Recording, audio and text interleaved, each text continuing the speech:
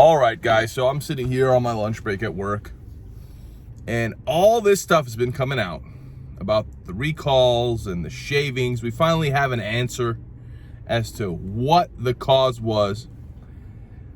So my brain is trying to rationalize everything. I'm a Tundra owner. I'm affected by the recall. They sent it through my app. So this truck that I'm sitting in right now has been recalled. Okay. For an engine, of all things, a Toyota with a bad engine.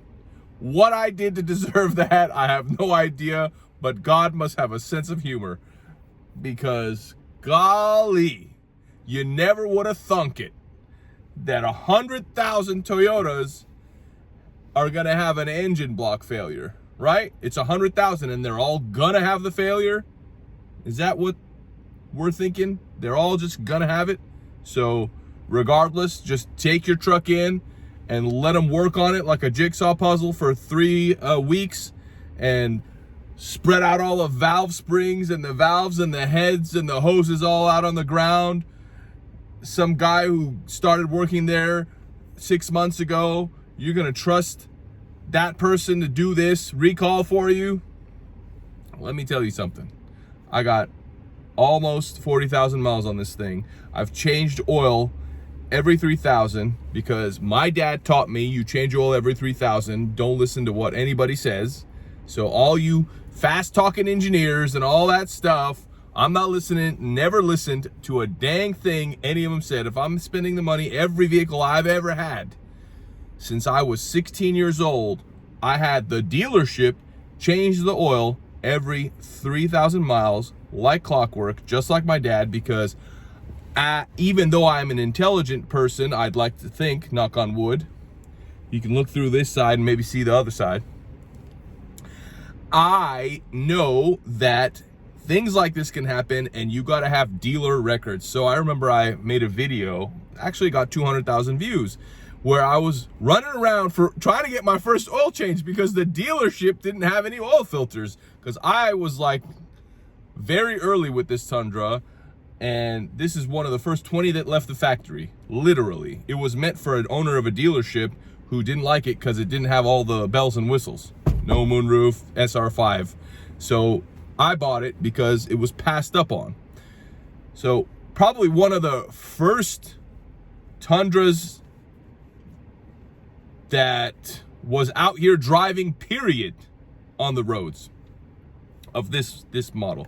So no one had air filters. It was during the shortages, all that. This was in 2021. I needed my first oil change, and it had some, I just felt that the engine needed it. I remember I said, this engine's not running right. It needs an oil change. And it was only like, I want to say 2,000-3,000 miles on it. And I said, it's just not running right. It's not sounding right. It's not feeling strong. Lo and behold, there was probably some shavings in there. So I had to go to 3 different dealerships, and I went to a Jiffy Lube. The video is there. Go back 2 years. Go back, and I met, ironically, that video, I met the owner of the 2 separate million-mile Tundras at the dealership that finally agreed to change my oil, but they didn't change the filter because they didn't have any filters. So they changed the oil instantly. My truck started running better. So after that, I just realized this thing needs frequent oil changes. Now, I was on Instagram on YouTube, I made a comment, hey, I'm not taking this thing for a full engine tear down and short block installation. I've seen too many videos on Instagram where they're just like, the whole truck is just torn to pieces. You're not touching my truck. I'm not sending my truck to get torn to pieces. The only way, and this message is to Toyota, the only way I'll do this recall without the engine blowing first is if you take the cab off, you take the whole engine off, the whole thing, turbos and all, the whole thing, and you put a brand new one back. I'm not having any new nothing mixed with old nothing. It's got to be all new. If you guys got that, going, then I'll be first one in line to come get a new engine. And with that engine, I'm gonna change oil every 500 miles, every 20 miles, whatever. Because I still don't trust the new engine. I still don't. I'm still gonna assume there's shavings in it, because this is why. So there's been 2024s blowing, okay? And then also, why this late? So the recall went from early November 2021 to February 2023. Why did it take so long for Toyota to know that those were the dates? And I'm assuming they found out February 2023, because they're saying anything after February 2023 is fine. So they must have, at that point, identified the issue and fixed it, right? Did it just randomly fix itself? No. So they've been sitting on this for over a year. It is May 31st right now, and it was May 30th that they announced it. So it's over a year since they knew the culprit before they made this announcement. But there's folks talking about, hey, if Toyota does this recall, it's going to be a full engine, a crate engine, or a long block. So they're going to just invent a long block for us. They're going to create a long block out of nowhere. Toyota is a large company. They're not just going to overnight engineer a long block in the next 12 months to shove in 100,000 vehicles. Let's get our heads out of the clouds, folks. It's not going to be a long block. It's going to be either the same thing they've been doing, which is a short block, and your tech is going to do it in an open air, dusty environment, and there's a chance it'll fail again, because there's a guy who had this done twice. He was on his third engine, and the third one blew. So this was apparently after they got the shavings out. They got the shavings out, and the third one blew. Something's going on, and I just know that, hey, I am not gonna open this thing up and send it through elective surgery if it is still running and it's still fine. The second it blows, I'm taking it to Toyota and I'm saying, here you go, do whatever the heck you want with it. But unless it blows, I'm not touching it. Don't talk to me about a recall. Don't ask me to recall it. Don't ask me what's going on about the engine, yada, yada, yada.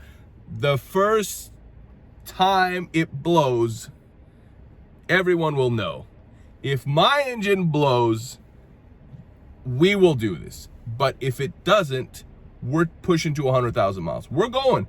I want to see how long this recalled engine will last. That's what I want to know.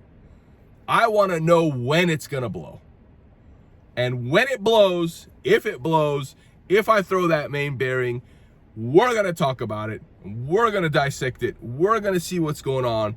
And we're going to see how much you can go. How much can you drive? There's already been like 2 100,000 mile Tundras. The highest mileage that has gone from a rod bearing issue is 44,000. There was another one that I know of that blew at 75,000, because I personally know the tech that works at that dealership.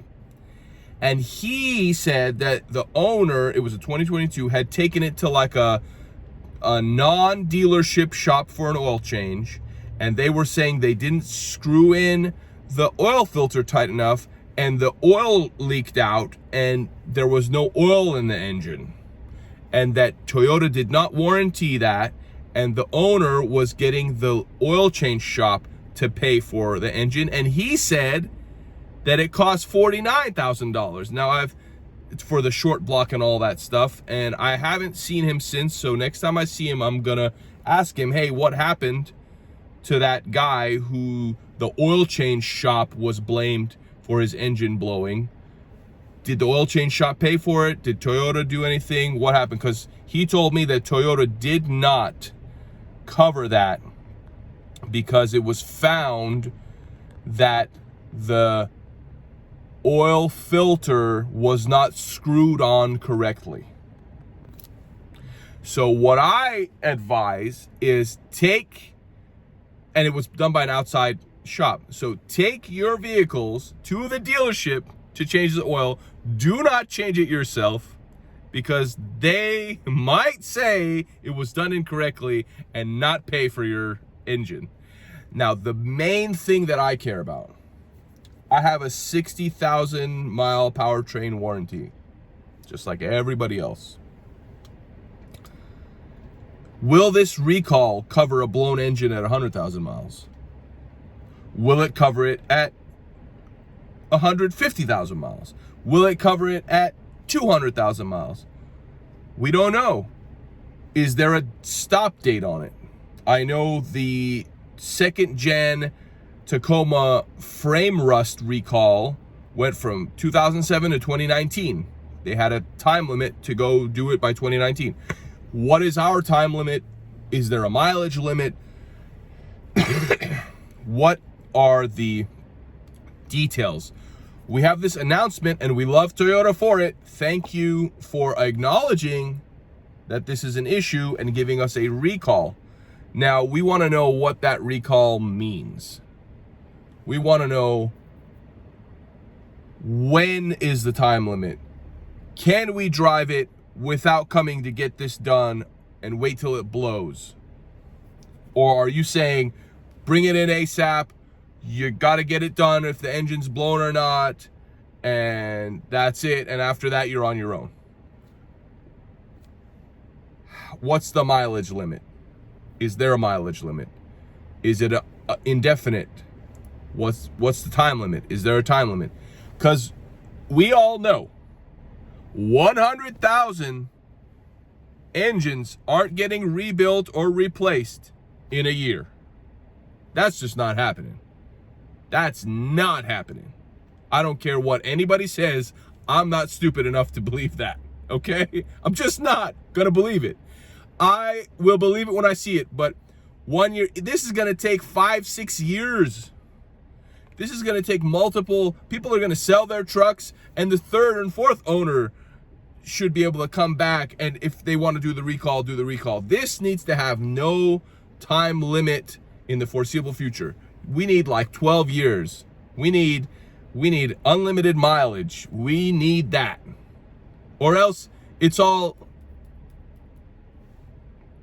because how are we physically going to get into the dealership within a timely manner during the world where there's so many shortages? Right now, they don't even have the parts to do all these recalls. They just don't have them. So issue the recall all you want, but we need to know these details, because I tout this brand like it's my family name, right? I bleed Toyota. I have since I was a little kid. My grandpa loved this brand, and he was a mechanic. That's why he loved it. God rest his soul. He's why I drive this truck. Or else my dad, he's a Mercedes guy, and he tells me to get a G-Wagon every time he goes to the Mercedes dealership. He shows me a G-Wagon 4x4 squared. He's like, Andy, you need to get this one. Will I? Will I jump ship? Stay tuned to find out. I don't think I'm going to jump ship. I love my Tundra. This thing's running great. AC's blowing cold. The brakes don't squeak anymore. The back window was messing up, but now it fixed itself. We're out here. So we're out here in the Tundra. I'm still going to take it up to Colorado. If the engine blows on Imogene or Engineer Pass or something, I'll just have to have an InReach Mini and call SOS. I'm not stopping. We're going to continue to enjoy the ride and see where it takes us. I'm going to still enjoy the Toyota. I'm still with brand Toyota. We're going to be Toyota till the wheels fall off and the engine blows. All right? Signing out. You guys enjoy. And hey, this is a first for Toyota owners for something so serious. Like, yeah, they had earlier recalls on the V8s, but that was just the little head components. This is the crank, bro. This is the lowest, most difficult part of the engine to have a malfunction in. The most important part of the engine. Oh my gosh. Anyway, bye guys.